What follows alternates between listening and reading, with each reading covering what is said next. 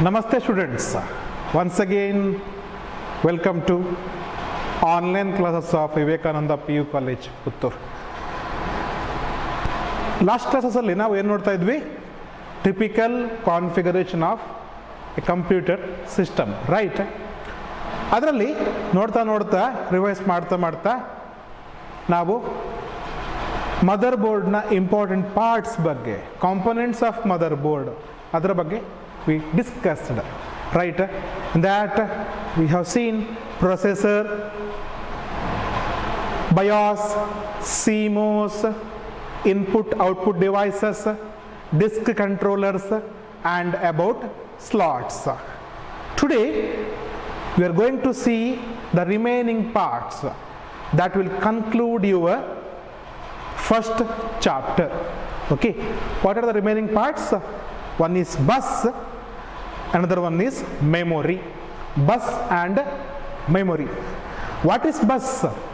Bus ಅಂದ್ರೆ ಏನು? ಬೆಂಗಳೂರಿಂದ ಪುತ್ತೂರಿಗೆ ಬರಲಿಕ್ಕೆ ವೋಲ್ವೋ ಬಸ್, ಹಾಸನದಿಂದ ಪುತ್ತೂರಿಗೆ ಬರಲಿಕ್ಕೆ ರಾಜಹಂಸ ಬಸ್, ಪುತ್ತೂರಿಂದ ಮಂಗಳೂರಿಗೆ ಹೋಗ್ಲಿಕ್ಕೆ KSRTC ಬಸ್. ಆ ಬಸ್ಸ ಅಲ್ಲ, that not that bus, but it is used for, ಆ ಬಸ್ಸಿನ ಪರ್ಪಸ್ ಏನಿದೆಯಲ್ಲ ಅದೇ ಪರ್ಪಸ್ಗೆ ಕಂಪ್ಯೂಟರಲ್ಲಿ ಕೂಡ ಬಸ್ ಯೂಸ್ ಆಗುತ್ತೆ. ಟೆಕ್ನಾಲಜಿಕಲಿ ನಾವು ಹೇಳುವಾಗ ಬಸ್ ಹೇಳಿದರೆ it is set of wires, set of what? Set of parallel set of wires that forms a path for data transfer.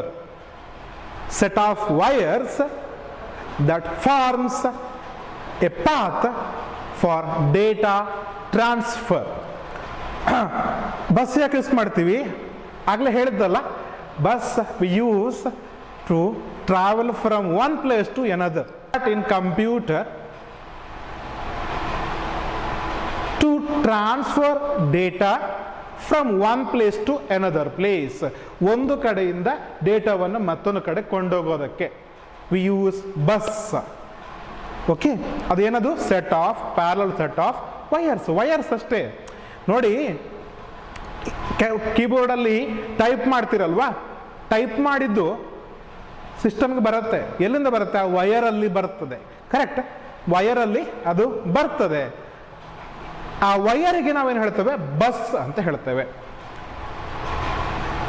ಮೌಸಲ್ಲಿ move ಮಾಡಿದಾಗ ಮೌಸ್ ಪಾಯಿಂಟರ್ ಕೂಡ ನಿಮ್ಮ ಸ್ಕ್ರೀನಲ್ಲಿ ಮೂವ್ ಆಗ್ತದೆ. ಮೌಸ್ ಮೂವ್ ಮಾಡುವಂಥ instructions ಹೇಗೆ ಹೋಯಿತು? ಬಸ್ನಲ್ಲಿ ಹೋಯಿತು. ಅಂಡರ್ಸ್ಟ್ಯಾಂಡ್? ಅರ್ಥ ಆಗ್ತಿದೆಯಾ? ಆ ವಯರ್ ಇದೆಯಲ್ವಾ, ಡೇಟಾವನ್ನು ಒಂದು ಕಡೆಯಿಂದ ಮೌಸ್ನ ಈ ಬದಿಯಿಂದ CPU-ಗೆ, ಕೀಬೋರ್ಡಲ್ಲಿ ಟೈಪ್ ಮಾಡಿರುವಂಥದ್ದನ್ನು CPU ಅಥವಾ RAM-ಗೆ ಕೊಂಡೋಗುವಂಥದ್ದು. The medium which carries the data instructions, data and ಇನ್ಸ್ಟ್ರಕ್ಷನ್ಸನ್ನು ಕ್ಯಾರಿ ಮಾಡುವ medium, that is bus. It is set of wires, that's all. Set of parallel set of wires. Parallel set of wires. ನಿಮಗೆ ಕಾಣಲಿಕ್ಕೆ ಒಂದೇ wire ಕಾಣ್ಬೋದು, but internally it may have more than one pieces of wires. ಕಾಣಲಿಕ್ಕೆ ಒಂದೇ wire ಕಾಣುತ್ತೆ, but internally it will be having more than one wire. Small thin wires, thin set of wires. Why wires are important? To transfer the data. See, mother ಬೋರ್ಡಿನ ಡೆಫಿನೇಷನನ್ನು ಒಮ್ಮೆ recall ಮಾಡಿ. It is a platform, right? Mother board is a platform which is use to communicate between different types of computer units. ಕಂಪ್ಯೂಟರ್ನ ಬೇರೆ ಬೇರೆ units ಇಂಟರ್ನಲ್ಲಿ communicate ಮಾಡೋದಕ್ಕೆ ಈ communication ಅಂದರೆ ಎಂಥದ್ದು? Communication is data transfer. ಒಂದು ಕಡೆಯಿಂದ ಮತ್ತೊಂದು ಕಡೆ ಡೇಟಾವನ್ನು ಟ್ರಾನ್ಸ್ಫರ್ ಮಾಡುವಂಥದ್ದು. ಮೌಸ್ನಿಂದ ಒಂದು ವಯರ್ ಹೋಗಿದೆ, ಕೀಬೋರ್ಡ್ನಿಂದ ಮತ್ತೊಂದು ವಯರ್ ಹೋಗಿದೆ. ಹಾಗಿದ್ರೆ ಅಲ್ಲಿ ವಯರ್ ನಮಗೆ ಕಾಣ್ತಾ ಇದೆ. That is external bus. That is external bus. What about the data transfer between CPU to RAM, RAM to hard disk? What is, how the data is transferred from your pen drive to hard disk? ಮೂವಿಯನ್ನು pen ಡ್ರೈವಿಂದ hard ಡಿಸ್ಕ್ಗೆ ಅಥವಾ hard ಡಿಸ್ಕಿಂದ pen ಡ್ರೈವ್ಗೆ you copy. ಮೊಬೈಲಿಂದ ಫೋಟೋಸನ್ನು ಸಿಸ್ಟಮಿಂದ ಇದಕ್ಕೆ copy ಮಾಡ್ಕೊಳ್ತೀರಿ. Correct? ಇದೆಲ್ಲ ಹೇಗಾಗ್ತಾ ಇದೆ? ಇದೆಲ್ಲ ಕೂಡ ಸೆಟ್ ಆಫ್ ವಯರ್ಸ್ ಮೂಲಕ ಆಗ್ತಾ ಇದೆ. ಓಕೆ, ಹೊರಗಡೆ ಏನೆಲ್ಲ ನಮಗೆ ವಯರ್ಸ್ ಕಾಣುತ್ತೆ, that is external bus, and the wires which are used to connect external devices like pen drive, projector, scanner, they are also external bus. ಹಾಗಿದ್ರೆ ಎಕ್ಸ್ಟರ್ನಲ್ ಇದ್ರೆ ಇಂಟರ್ನಲ್ ಒಂದು ಬೇಕೇ ಬೇಕಲ್ಲ? Yes, there is an internal bus, very important bus, that is, what is that bus? Internal bus. It is used to transfer data between CPU and RAM, CPU and RAM to hard disk, like that. Hard disk ಇಂದ RAM ಗೆ data ಬರಬೇಕು, RAM ನಿಂದ CPU ಗೆ data ಹೋಗಬೇಕು. At that time internal bus is used. Internal bus is used. We also call this internal bus as system bus. We call it as system bus. System bus. Bus is set of parallel set of wires that will carry data. One wire will carry one bit of data at a time. ಒಂದು wire at a time ಒಂದು bit of ಡೇಟಾವನ್ನು transfer ಮಾಡುತ್ತದೆ. Okay, fine. We have seen system bus or internal bus. System bus is used to transfer the data between internal system units, CPU to RAM, RAM to CPU, RAM to hard disk, like that. What are the parts, inner parts of this system bus? Every system bus will be having 3 internal buses. System bus ಅದರ ಒಳಗಡೆ internally 3 ಬಸ್ಗಳಿಂದ ಮಾಡಲ್ಪಟ್ಟಿದೆ. It is made up of 3 buses. First one is data bus. Data bus. I hope you can see here, data bus. One more is address bus. Address bus. Last one is control bus. It is control bus. So every system bus is made up of what? Data bus, address bus and control bus. ಹೆಸರು ಹೇಳುತ್ತೆ data bus. ಯಾಕೆ use ಆಗುತ್ತೆ? Data bus is use to carry the data. Carry the data. ಎಲ್ಲಿಂದ ಎಲ್ಲಿಗೆ data? CPU ನಿಂದ ರ್ಯಾಮ್ಗೆ, ರ್ಯಾಮ್ನಿಂದ CPUಗೆ, ಇನ್ಪುಟ್ ಔಟ್ಪುಟ್ ಡಿವೈಸಸ್ಗೆ, ಹಾರ್ಡ್ ಡಿಸ್ಕ್ಗೆ, etcetera etcetera etcetera. What is address bus? So we know that each file or each data will have an address. ನಿಮ್ಮ ಮನೆಗೆ ಒಂದು ಅಡ್ರೆಸ್ ಇದೆ ಅಲ್ವಾ? ಹಾಗೇನೆ computer, pen drive, hard disk, CD, DVD, anything like that storage ಡಿವೈಸ್ಗಳಲ್ಲಿ data or information store ಆಗುವಾಗ it will have its own address. First ಇಯರಲ್ಲಿ ಕಲ್ತಿದ್ದೀರಿ, correct? So that is address will be carried. ನೋಡಿ, ಒಂದು data pen ಡ್ರೈವ್ಗೆ ಅಥವಾ hard ಡಿಸ್ಕ್ಗೆ copy ಆಗ್ತಾ ಇದೆ. ಎಲ್ಲಿ ಕಾಪಿ ಆಗಬೇಕು ಅಂತ ಒಂದು ಅಡ್ರೆಸ್ ಬೇಕಲ್ವಾ? ಈಗ ಮನೆಗೆ ಒಂದು ಕವರ್ ಬರ್ತಿದ್ರೆ ಕವರ್ ಮೇಲೆ ಅಡ್ರೆಸ್ ಇದೆ, ಲೈಕ್ ದ್ಯಾಟ್. ಆ ಡೇಟಾಕ್ಕೆ ಒಂದು ಅಡ್ರೆಸ್ ಬೇಕಲ್ವಾ? ಆ ಅಡ್ರೆಸ್ ಕಾಪಿ, ಅಡ್ರೆಸ್ ಟ್ರಾನ್ಸ್ಫರ್ ಆಗಲಿಕ್ಕೆ ಅಡ್ರೆಸ್ ಬಸ್ ಬೇಕು. ಅಡ್ರೆಸ್ ಟ್ರಾನ್ಸ್ಫರ್ ಆಗಲಿಕ್ಕೆ CPU ನಿಂದ ಅಥವಾ ರ್ಯಾಮ್ನಿಂದ data it is copying to your hard disk. ಆ ಹಾರ್ಡ್ ಡಿಸ್ಕಲ್ಲಿ ಎಲ್ಲೋ ಒಂದು ಕಡೆ ಒಂದು ಅಡ್ರೆಸ್ಗೆ ಕಾಪಿ ಆಗಬೇಕು. ಮನೆಗೆ ಬರುವ ಕವರಲ್ಲಿ ಕವರ್ನ ಮೇಲೆ ಅಡ್ರೆಸ್ ಇರುತ್ತೆ ಅಲ್ವಾ? ಹಾಗೆಯೇ ಪರ್ಟಿಕ್ಯುಲರ್ ಡೇಟಾದ address it will be sent using address bus. Last one is control bus. It is use to access the data bus. Control the access of data bus. ನೋಡಿ, ಒಂದು ಡೇಟಾ ರ್ಯಾಮ್ನಿಂದ ಹಾರ್ಡ್ ಡಿಸ್ಕ್ಗೆ ಹೋಗ್ತಾ ಇದೆ ಅಥವಾ ಕೀಬೋರ್ಡ್ನಿಂದ ಮೆಮೊರಿಗೆ ಬರ್ತಾ ಇದೆ. ಇದನ್ನು ಮಧ್ಯದಲ್ಲಿ in middle no one should access this data. ಕೀಬೋರ್ಡ್ನಿಂದ ರ್ಯಾಮ್ಗೆ ಬರ್ತಾ ಇದೆ ಅಂತ ಇಟ್ಕೊಳ್ಳೋಣ. ಕೀಬೋರ್ಡ್ನಿಂದ ರ್ಯಾಮ್ಗೆ ಬರ್ತಾ ಇದೆ. ಇದನ್ನು ಮಧ್ಯದಲ್ಲಿ ಪೆನ್ ಡ್ರೈವ್ ಆಕ್ಸೆಸ್ ಮಾಡಬಾರ್ದು. ಇದನ್ನು ಮಧ್ಯದಲ್ಲಿ ಸ್ಕ್ಯಾನರ್ ಆಕ್ಸೆಪ್ಟ್ ಮಾಡಬಾರ್ದು. ಇದನ್ನು ಮಧ್ಯದಲ್ಲಿ ಮೌಸ್ ಆಕ್ಸೆಪ್ಟ್ ಮಾಡಬಾರ್ದು. ಆಕ್ಸೆಪ್ಟ್ ಮಾಡಬಾರ್ದು ಅಂತ ಹೇಳಿದ್ರೆ ಏನು ಮಾಡಬೇಕು? You have to control that. You have to control that. That controlling is done using control bus. So data bus used to carry the data. Address bus used to carry the address of the data. Control bus is used to control the accession of data.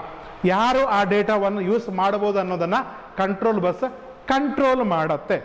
So very important for 3 marks. System bus. What is system bus?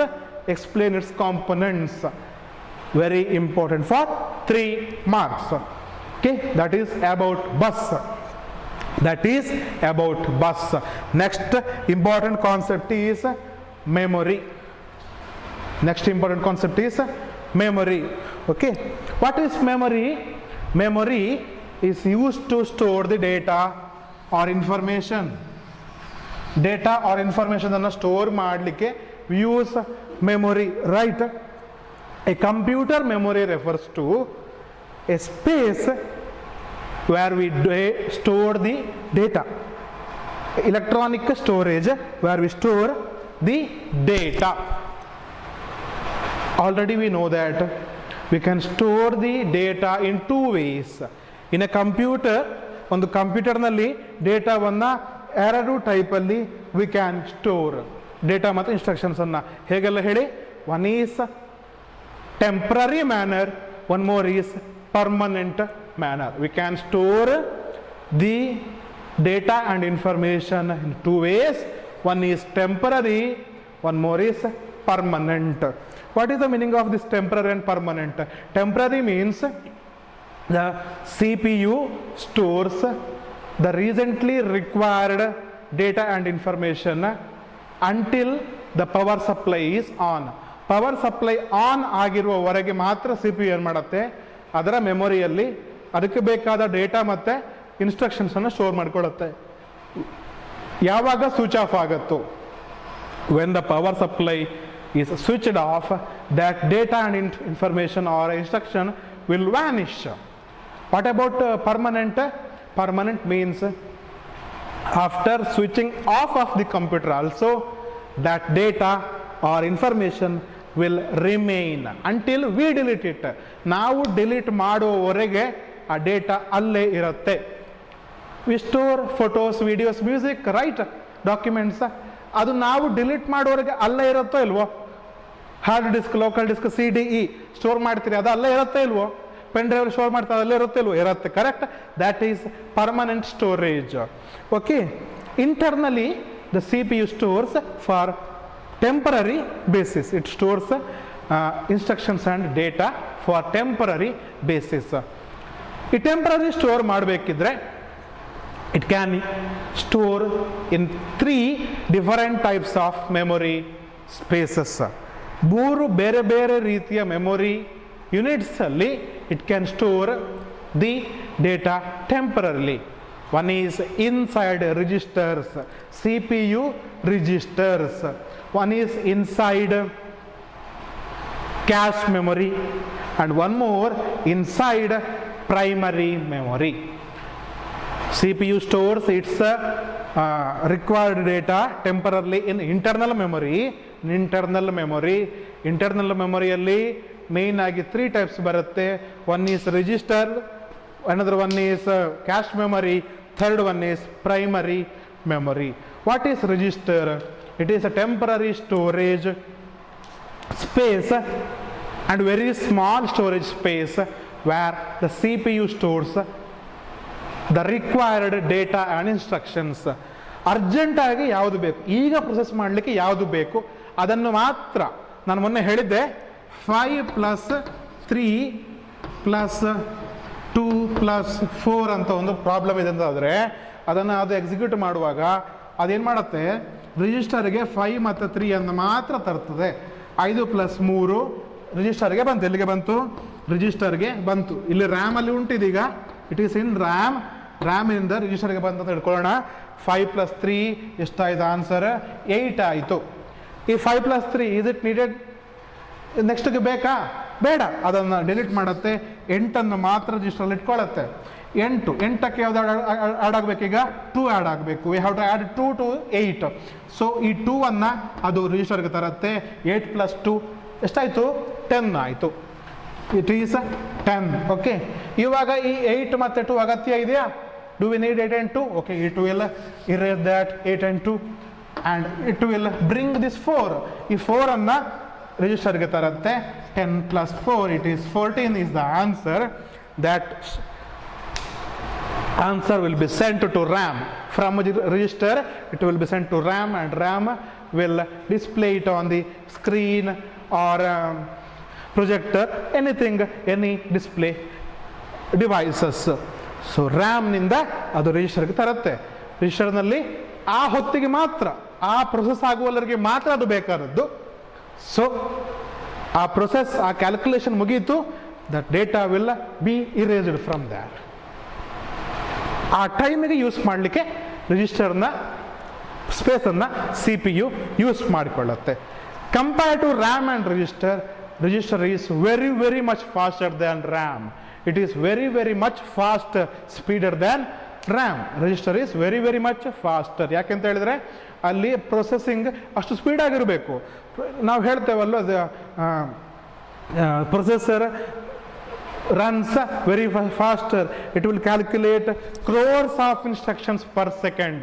ಹಾಗಿದ್ರೆ ಅಷ್ಟು ಫಾಸ್ಟಾಗಿ ಅಲ್ಲಿ process ಆಗಬೇಕಿದ್ರೆ memory ಕೂಡ fast ಬೇಕು. ಆ register ಅನ್ನುವಂಥದ್ದು ತುಂಬಾ fast ಆಗಿರುತ್ತೆ. ಫಾಸ್ಟ್ ಆಗಿದೆ, ಯಾವತ್ತು ಕ್ವಾಲಿಟಿ ಇದ್ದರೆ, ಕ್ವಾಲಿಟಿ ಕಂಟೆಂಟ್ ಇದ್ದು, what about its price, it is also more. So quality ಇದೆ, ಹಾಗಾಗಿ register is costlier than your RAM. And one more thing is there about size. RAM size, it is in terms of 2 GB 4 GB RAM, right? Register size, it is in terms of bytes, in terms of bits. Size is very much small, speed is very much large, faster. Size tumba kadime but very fast, and also it is costlier. ಅಲ್ಲಿ process ಆಗುವಂಥದ್ದು fast ಆಗಿ ಆಗುತ್ತೆ. Cost ಕೂಡ high ಇದೆ, but size is very small. Size of a register is very much small compare to RAM. So this is a register which is used for arithmetical and mathematical calculations and store the data for a very very very very small temporary basis. Then comes the cache memory. What is cache memory? Cache memory. Okay, we will see what is cache memory. RAM ಮತ್ತು register ನಾವು ನೋಡಿದ್ವಲ್ಲ, RAM ಮತ್ತು register ಅಂತ ಇದೆ. Okay, I told that register will be having very very low size of space. ತುಂಬ ಕಡಿಮೆ ಜಾಗ ಎಲ್ಲಿದೆ? ರಿಜಿಸ್ಟರ್ನಲ್ಲಿ ಇದೆ. ಅದಕ್ಕಿಂತ ಹೆಚ್ಚು ಜಾಗ ಎಲ್ಲಿದೆ? ರ್ಯಾಮ್ನಲ್ಲಿ ಇದೆ.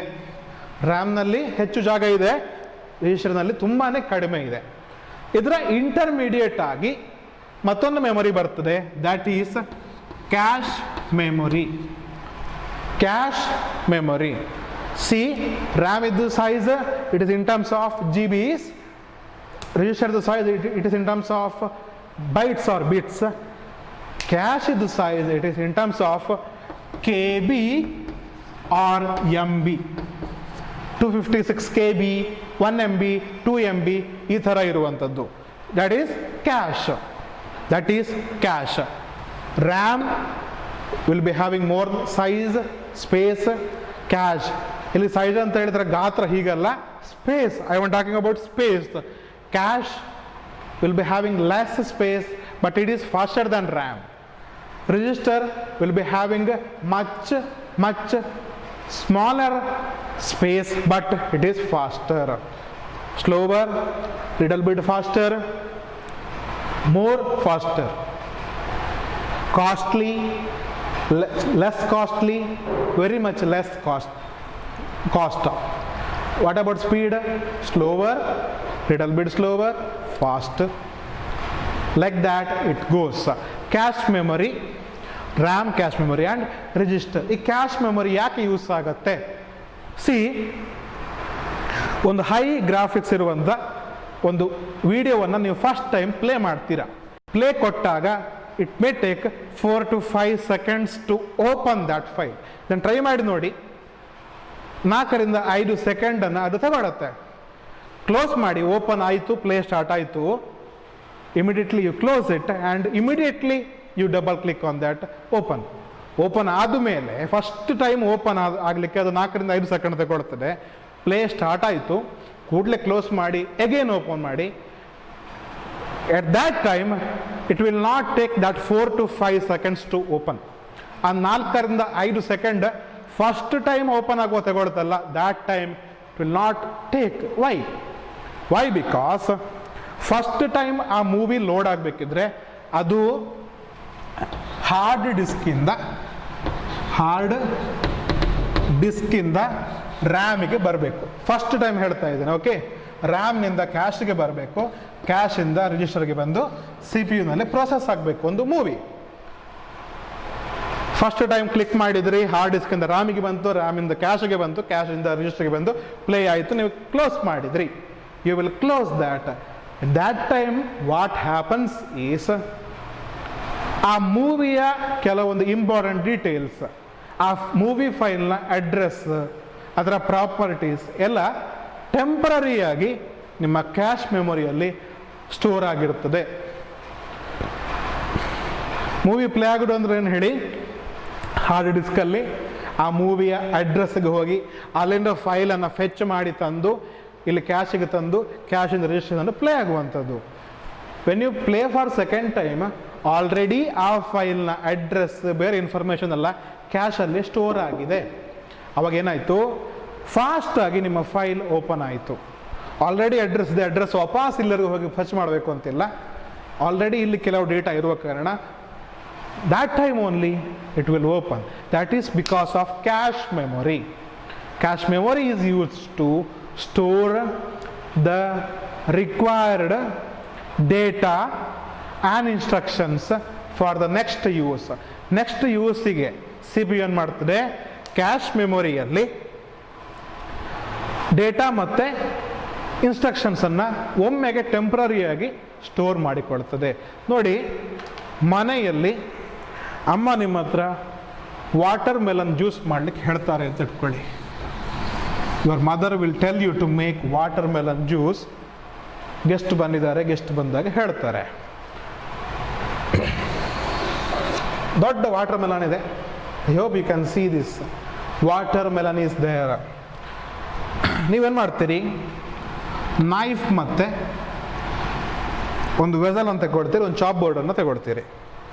ನೈಫ್ ಮತ್ತು ವೆಸಲ್ ಚಾಪ್ ಬೋರ್ಡ್ ಅಂತ ತಗೊಳ್ತೀರಿ. ಇವೆಲ್ಲ make 2 pieces of this watermelon. ವಾಟರ್ ಮೆಲನನ್ನು 2 ಪೀಸ್ ಮಾಡ್ತೀರಿ. 2 ಪೀಸ್ ಮಾಡಿ ಒಂದು ಕಡೆ ಇಡ್ತೀರಿ. ಅರ್ಥ ಆಗ್ತಿದೆಯಲ್ಲ, ಒಂದು ಕಡೆ ಇಡ್ತೀರಿ. ಇದರಲ್ಲಿ ಈ ಪೀಸನ್ನು ತಗೊಳ್ತೀರಿ, ಈ ಪೀಸನ್ನು ತಗೊಂಡು ಇನ್ನೂ ಒಂದು ಪೀಸನ್ನಾಗಿ ನೀವು ಮಾಡ್ತೀರಿ. You have taken this piece and you made these. ಈ ಪೀಸ್ಗಳನ್ನು ನೀವು ಮಾಡಿದ್ರಿ. ಅರ್ಥ ಮಾಡ್ಕೊಳ್ಳಿ, ಕಾನ್ಸೆಪ್ಟ್ ಅರ್ಥ ಮಾಡ್ಕೊಳ್ಳಿ. ಓಕೆ, ನೆಕ್ಸ್ಟ್ ಏನು ಮಾಡ್ತೀರಿ, ಚಾಪ್ ಬೋರ್ಡ್ ಮೇಲೆ ಈ ಪೀಸನ್ನು ಇಟ್ಟು ಇದನ್ನು ಸ್ಮಾಲ್ ಪೀಸಸ್ ಆಗಿ ಮಾಡ್ತೀರಿ. ಈ ಪೀಸನ್ನು ಚಾಪ್ ಬೋರ್ಡ್ ಮೇಲೆ ತಗೊಂಡು ಇದನ್ನು ನೀವೇನು ಮಾಡ್ತೀರಿ, ಸ್ಮಾಲ್ ಪೀಸಸ್ ಆಗಿ ಮಾಡ್ತೀರಿ. ಅದನ್ನು ಮಿಕ್ಸಿಗೆ ಹಾಕ್ತೀರಿ, ಪ್ರೋಸೆಸ್ ಮಾಡ್ತೀರಿ. You will process that. Correct? ದೊಡ್ಡ ವಾಟರ್ ಮೆಲನ್ ಇತ್ತು, 2 ಪೀಸ್ ಮಾಡಿದ್ರಿ, 2 ಪೀಸನ್ನು 4 ಪೀಸ್ ಮಾಡಿದ್ರಿ, ಅದರಲ್ಲಿ 1 ಪೀಸನ್ನು ತಗೊಂಡ್ರಿ, ಅದನ್ನು ಸಣ್ಣ ಪೀಸ್ ಮಾಡಿದ್ರಿ, ಅದನ್ನು ಪ್ರೋಸೆಸ್ ಮಾಡಿದ್ರಿ. CPU-ನಲ್ಲಿ ಫೈಲ್ ಪ್ರೋಸೆಸ್ ಕೂಡ ಆಗೋದು ಹೀಗೇನೆ. ಹಾರ್ಡ್ ಡಿಸ್ಕಲ್ಲಿ ಒಂದು ಫೈಲ್ ಇರ್ತದೆ.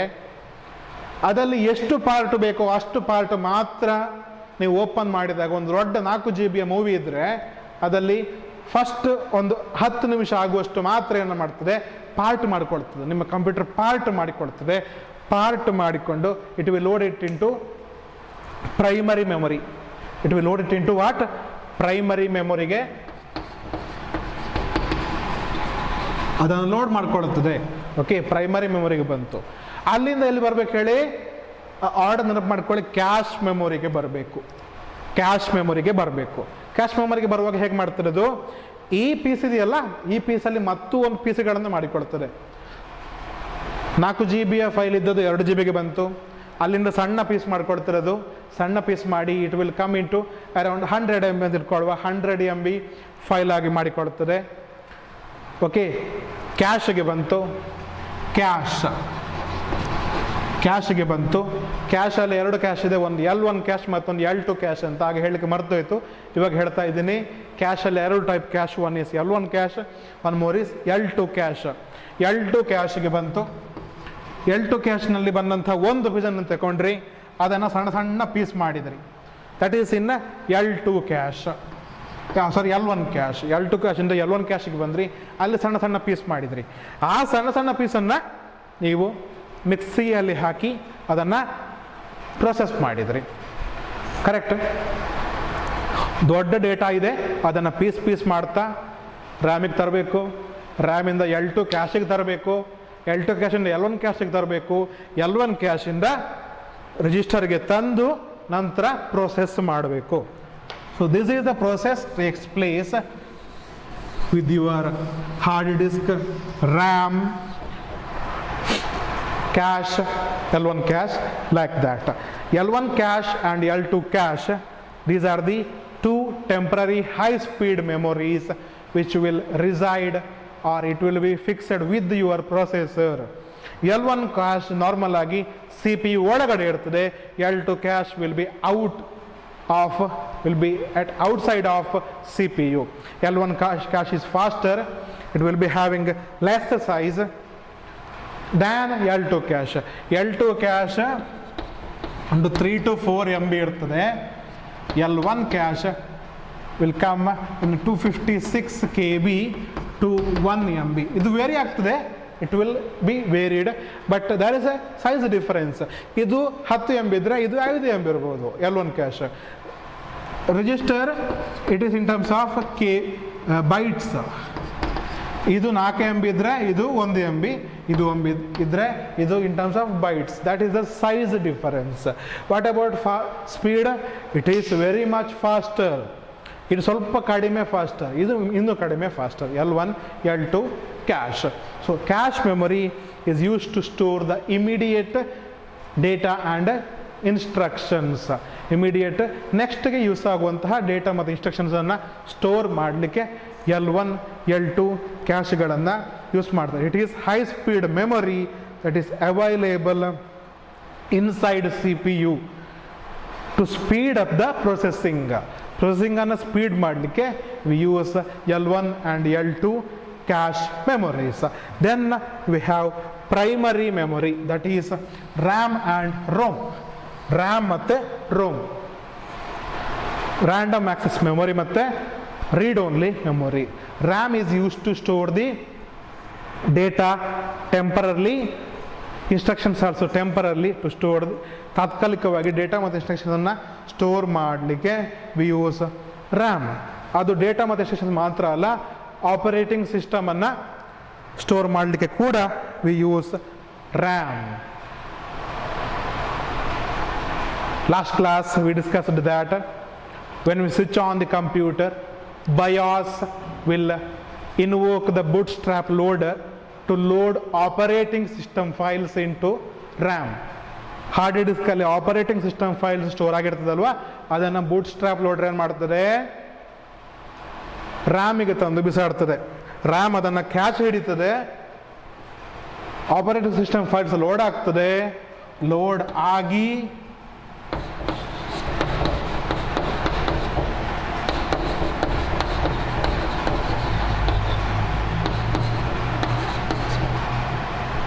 Desktop screen or home screen ನಿಮಗೆ ಕಾಣುತ್ತದೆ.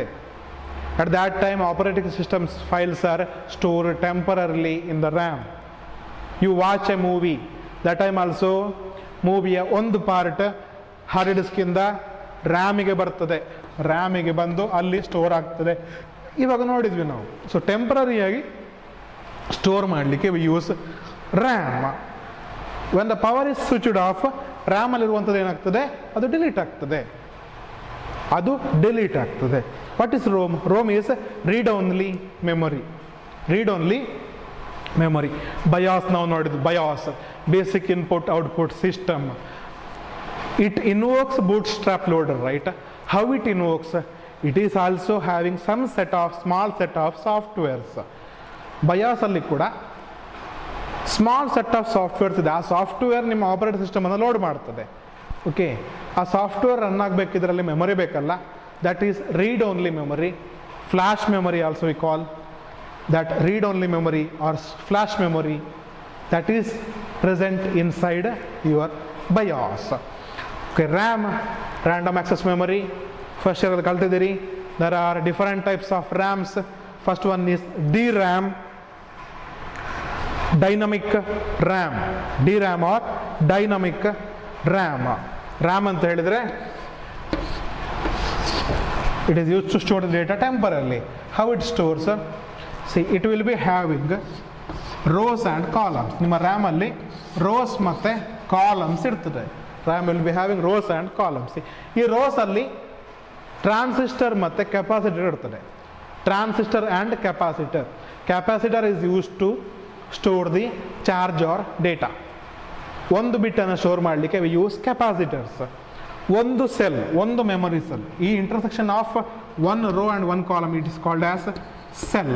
ಈ ಒಂದು ಸೆಲ್ಲಲ್ಲಿ ನಿಮ್ಮ ಡೈನಮಿಕ್ ರ್ಯಾಮಲ್ಲಿ ಒಂದು ಕೆಪಾಸಿಟರ್ ಮತ್ತು ಒಂದು ಟ್ರಾನ್ಸಿಸ್ಟರ್ ಇರ್ತದೆ. There will be what? One capacitor and one transistor in one cell. So ಈ ಥರ ಸುಮಾರು ಸೆಲ್ಗಳಿದ್ದಾವೆ. ಪ್ರತಿ ಸೆಲ್ಲಲ್ಲಿ ಏನಿದೆ, ಪ್ರತಿ ಸೆಲ್ಲಲ್ಲಿ ಒಂದು capacitor and one transistor will be there. Dynamic RAM. Class ಕೇಳ್ತಾ ಇದ್ದೀರಿ, ಕೇಳ್ತಾ ನಿದ್ದೆ ಬಂದಿದೆ, ಪಕ್ಕದವ ಲೆಕ್ಚರ್ ಹತ್ತಿರ ಬಂದಾಗ ಚಿವಿಟಿದ್ರೆ ನಿಮಗೊಮ್ಮೆ ಪೇಂಟ್ ಸೆನ್ಸೇಷನ್ ಆಗಿ ಅಲ್ಲೇ ಎದ್ದು ಬಿಡ್ತೀರಿ. ವಾಪಸ್ ನೀವು ಆ್ಯಕ್ಟಿವ್ ಆಗ್ತೀರಿ. ಇನ್ಆ್ಯಕ್ಟಿವ್ ಆಗಿ ನಿದ್ದೆ ಮಾಡ್ತಿದ್ದವರು ಆ್ಯಕ್ಟಿವ್ ಆಗ್ತೀರಿ. ಲೈಕ್ ದ್ಯಾಟ್ ಡೈನಮಿಕ್ ರ್ಯಾಮಲ್ಲಿ ಅದು ಕೆಲಸ ಮಾಡ್ತಾ ಏನಾಗುತ್ತೆ, ಅದು ಕೂಡ ನಿದ್ದೆಗೆ ಜಾರಲಿಕ್ಕೆ ಟ್ರೈ ಮಾಡ್ತದೆ. ಅದರಲ್ಲಿರುವ ಡೇಟಾ ಆಫ್ ಆಗಲಿಕ್ಕೆ ಹೋಗ್ತದೆ. ಅದರಲ್ಲಿರುವ ಡೇಟಾ ಡಿಲೀಟ್ ಆಗ್ಬೋದು ಆಟೋಮ್ಯಾಟಿಕಲಿ ಕೆಲಸ ಮಾಡ್ತಾ. ನಾವು ನಿದ್ದೆಗೆ ಜಾರೋ ಹಾಗೆ ರ್ಯಾಮ್ ಕೂಡ ನಿದ್ದೆಗೆ ಜಾರಿ ಡೇಟಾ ಡಿಲೀಟ್ ಆಗ್ಬೋದು. ಬಟ್ ಅದು ಆಗಬಾರ್ದಲ್ವಾ? ಅದು ಆಗಬಾರ್ದು ಅಂತ ಹೇಳಿದರೆ RAM must refresh many times. ರ್ಯಾಮಿಗೆ ಅವಾಗ ಕರೆಂಟ್ ಶಾಕ್ ಕೊಡ್ತಾ ಇರಬೇಕು. You have to give electric pulses, electric shock to the RAM. That is called as refreshing of RAM. Thousands of time refreshing is needed to work finally with DRAM. DRAM ಜೊತೆ fine ಆಗಿ work ಮಾಡಬೇಕು ಅಂತ ಹೇಳಿದ್ರೆ ಇನ್ 1 second or in 1 minute of time you have to give thousands of such shocks, electric shocks. That is called as refreshing. Thousands of refreshing is needed in terms of in DRAM, in a dynamic RAM. So ಈ refresh ಮಾಡೋದ್ರಿಂದ ಏನಾಗುತ್ತೆ, ನಿಮ್ಮ RAM slow ಆಗುತ್ತೆ, ರ್ಯಾಮಿನ working slow ಆಗುತ್ತೆ, and also it needs much larger amount of electricity. ಕೆಲಸ ಏನಾಯಿತು, slow ಆಯಿತು, needs larger amount of electricity. So to overcome the problem of DRAM, dynamic RAM, they invented static RAM or SRAM, static random access memory. It is having high speed compared to your DRAM. Static RAM ಗೆ DRAM ಜೊತೆ compare ಮಾಡಿದರೆ high speed ಇದೆ. ಆವಾಗ ಹೇಳಿದೆ ಪ್ರತಿ cell in DRAM has A transistor and A capacitor. In your SRAM there will be 3 to 4 transistor in a cell. ಕೆಪಾಸಿಟರ್ನ ಸಂಖ್ಯೆ ಕಡಿಮೆ ಇದೆ, but 3 to 4 transistors in a cell. A single cell will be having 3 to 4 or 4 to 6 transistors. So because of this it is faster than dynamic RAM. ಅಷ್ಟು refresh ಮಾಡಬೇಕಾಗಿಲ್ಲ. ನಿಮ್ಮ dynamic ರ್ಯಾಮಿಗೆ ಆವಾಗ electric shock ಕೊಡಬೇಕು, but ಅಷ್ಟು refreshing is not needed for static RAM.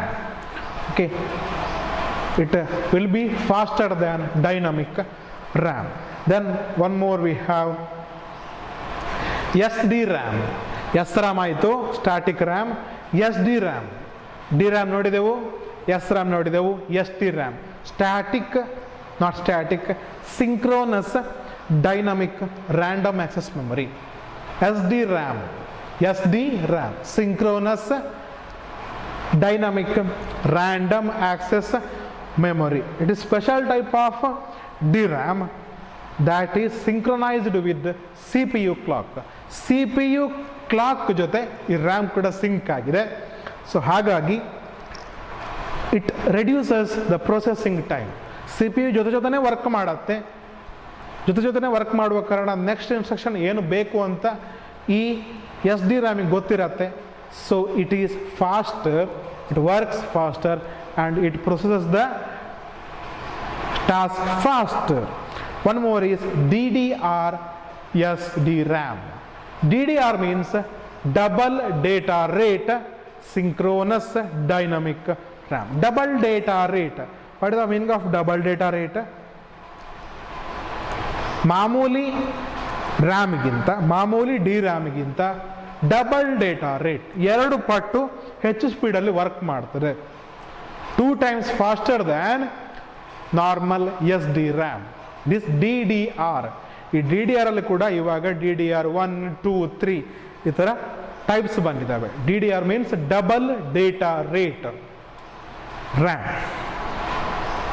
Then the last concept, before going to last concept, memory ವರೆಗೆ ಏನದು? They are the components of motherboard. Components, processor, input output devices, disk controllers, slots, BIOS, CMOS and memory, also bus. These are the important functional components inside or on a motherboard. 5 ಮಾರ್ಕ್ಸ್ಗೆ questions ಬರುತ್ತೆ.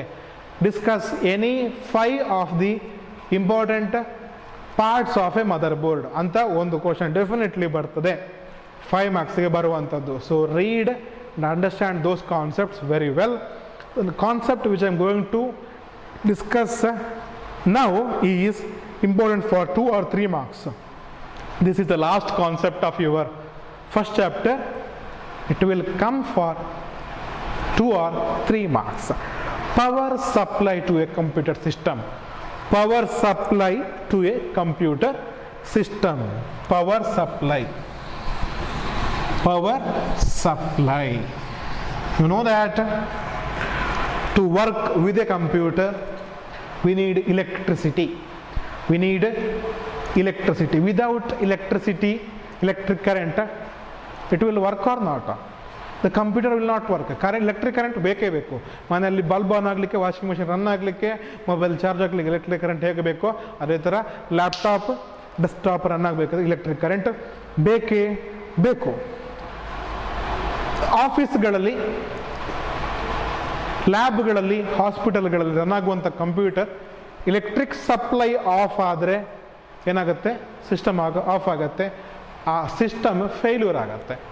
ಆ system failure ಆಗಬಾರ್ದು ಅಂತ ಹೇಳಿದ್ರೆ ಅದಕ್ಕೆ uninterrupted power supply is needed, right? It needs uninterrupted power supply. So power supply is very important. What are the main units that gives power to a system, computer system? One is SMPS. SMPS. SMPS, it is a main power unit which is attached to your CPU, rare part of your CPU. CPU ಹಿಂದಿನ ಭಾಗದಲ್ಲಿ, CPU ಕ್ಯಾಬಿನೆಟ್ನ ಹಿಂದಿನ ಭಾಗದಲ್ಲಿ if you see, we insert a power cord. ಒಂದು power connector ಮೂಲಕ power ಕಾರ್ಡನ್ನು ಅದಕ್ಕೆ insert ಮಾಡ್ತೀವಿ. That is called as SMPS. Its task is to convert the AC power into DC power. ನಿಮ್ಮ ಮನೆಗೆ ಬರುವಂಥ ಕರೆಂಟ್ ಏನಿದೆ it is AC, alternating current, ಅದನ್ನು DC ಆಗಿ ಮಾಡುವಂಥದ್ದು. It is the task of SMPS. It is the task of SMPS. It converts AC power into DC power. It will be having a fan, high speed fan. Why fan? To cool down heating effect of electric current. Electric current ಬಂದಾಗ ಅದು SMPS unit heat ಆಗುತ್ತೆ. ಆ heat ಆಗೋದನ್ನು ಕಡಿಮೆ ಮಾಡಬೇಕು ಅಂತಂದರೆ, cool down ಮಾಡಬೇಕಂದ್ರೆ juice ಕುಡಿಸೋದಲ್ಲ, ಐಸ್ ಕ್ರೀಮ್ ತಿನ್ನೋದಲ್ಲ, there is a fan that rotates with a higher speed, so it reduces the amount of heat generated. Then we have UPS. UPS, uninterrupted power supply. It is a power supply. UPS. Why UPS is used? Current ಬರ್ತಾ ಇರುವಂಥ current ಎಲ್ಲಿ ಆದರೂ fail ಆದರೆ ಆವಾಗ uninterrupt ಆಗಿ without any problem, if you need to work with your PC or laptop, what we need an inverter, battery, a system like ಮನೇಲಿರ್ಬೋದು, inverter ಇರ್ಬೋದು, battery ಇರ್ಬೋದು, ರೈಟ್. ಆ ಸಿಸ್ಟಮ್ಗೆ ನಾವು UPS ಅಂತ ಹೇಳ್ತೇವೆ. It provides uninterrupted power supply during power failures. There are two types of UPS. Very important for 2 or 3 marks. One is online UPS, one more is offline or standby UPS. Online UPS ಮತ್ತೆ standby or offline UPS. What are these online UPS and offline UPS? See, consider your home inverter. ಮನೆಯಲ್ಲಿರುವಂತಹ inverter ಅನ್ನು ನೀವು consider ಮಾಡಿ. ನಿಮ್ಮ ಮನೆಯಲ್ಲಿ ಒಂದು electric bulb ಇದೆ ಅಂತ ಇಟ್ಕೊಳ್ಳಿ. ಒಂದು ಟ್ಯೂಬ್ ಲೈಟ್ ಇದೆ. ಇದು ಪವರ್ ಸಪ್ಲೈ ಇರುವಾಗ ಗ್ಲೋ ಆಗ್ತಾ ಇರ್ತದೆ. ಪವರ್ ಸಪ್ಲೈ ಇರುವಾಗ ಮನೆಯ ಗೋಡೆಯಲ್ಲಿ, ವಾಲಲ್ಲಿ ಸ್ವಿಚ್ ಇದೆ. ಸ್ವಿಚ್ಚಿಂದ ಒಂದು ವಯರ್ ಇದಕ್ಕೆ ಬಂದಿದೆ. ಸ್ವಿಚ್ ಆನ್ ಮಾಡಿದಾಗ ಇದು ಗ್ಲೋ ಆಗ್ತಾ ಇರ್ತದೆ, correct?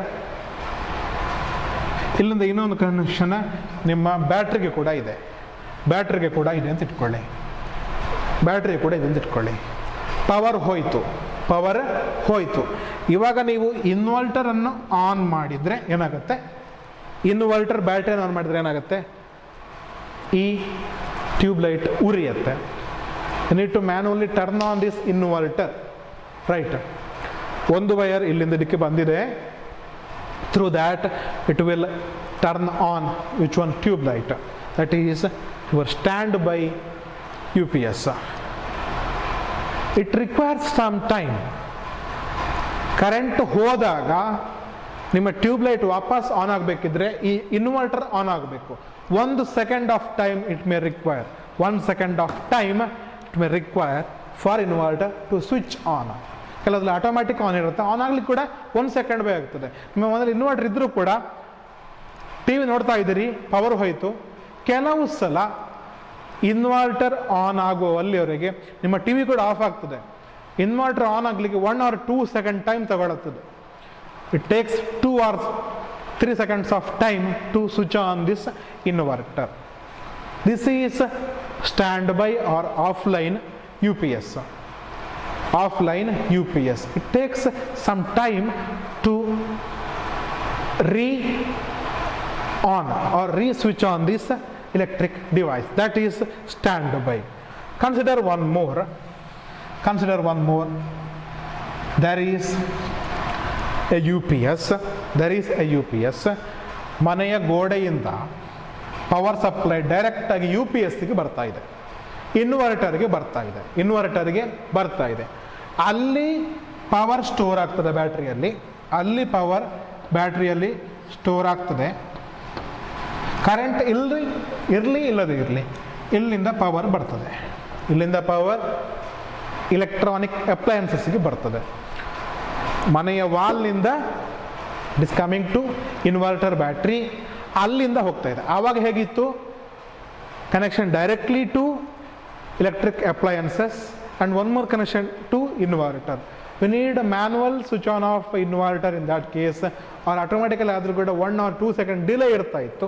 But here there is no task of switching on of inverter. It is every time on. ಪ್ರತಿ ಸಲ 24 ಗಂಟೆ 365 ಡೇಸ್ ಈ ಇನ್ವರ್ಟರ್ ಆನ್ ಇರುತ್ತೆ. ಇನ್ವರ್ಟರ್ಗೆ ಪವರ್ ಸಪ್ಲೈ ಬರ್ತಾ ಇದೆ. ಪವರ್ ಬರಲಿ ಪವರ್ ಹೋಗಲಿ, inverter will not do any what ಕೆಲಸ ಮಾಡದಿರೋದನ್ನು ಮಾಡೋದಿಲ್ಲ. ಅದೇನು ಮಾಡ್ತದೆ, ಕರೆಂಟ್ ಬಂದರೆ ಕರೆಂಟನ್ನೆಲ್ಲ ಇಲ್ಲಿ ಸ್ಟೋರ್ ಮಾಡುವ ಕೆಲಸ ಮಾಡ್ತದೆ. ಕರೆಂಟ್ ಇಲ್ಲದೆ ಇರುವಾಗ ಬ್ಯಾಟ್ರಿಯಿಂದ ಪವರ್ ತಗೊಂಡು ನಿಮ್ಮ ಸಿಸ್ಟಮನ್ನು ಅದು ಆನ್ ಆಗಿಡ್ತದೆ. ಅಲ್ಲಿ manually switch off switch on ಮಾಡುವಂಥ ಕೆಲಸವೇ ಇರುವುದಿಲ್ಲ. That is online U P S. Online U P S and stand by or offline U P S. So this finishes your first chapter. One thing is there, that is, I always tell, don't by heart the concept, understand the concept. If you understand the concept, it will remain in your brain, head, Monday forever. Don't by heart, understand the concept, understand the concepts, study well. I hope we will meet in a new chapter. Thank you.